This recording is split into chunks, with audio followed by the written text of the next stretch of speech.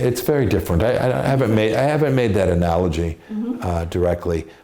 What's going on in Xinjiang looks and feels like the treatment that happened to large numbers of people in Nazi Germany. That is a true statement, but it's fundamentally different. In some ways, a greater threat to the world. A greater threat in the following way. We should never forget, I have people say all the time, Mike, you're spoiling for World War III. No, in fact, I'm trying to make sure that World War III doesn't happen. But I'm also not naive. The Chinese have been engaged in economic warfare with the United States and Europe for decades. And so people say, Mike, we don't want another Cold War. Well, you sometimes have to play the hand that you're dealt. Xi Jinping's a different cat. He is not like his predecessors. And he is engaged in what, from his perspective, is a war that is preparing for an even greater conflict.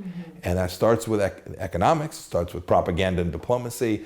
You know, we closed the largest spy operation ever conducted inside the United States, that the Chinese government was operating out of its consulate, its diplomatic facility in Houston, Texas. Think about that. Chinese spies in our country operating out of a diplomatic facility. And the US government had known this and did nothing until we came along. We shut it down. We set the program back a number of years. This is the scale and magnitude of the effort of Xi Jinping. And we just all have to acknowledge it. They're not 10 feet tall. We're going to win. The West will prevail, but it is going to take determined, thoughtful leadership to get this right. And I pray that in America, this will be bipartisan.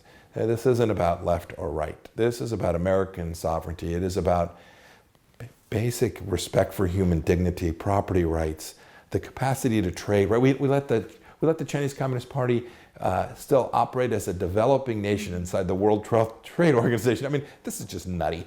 And so we have to recognize the facts as they are with China, not as we wish them to be. And when we do that, I'm convinced that a different kind of leadership will evolve inside of China.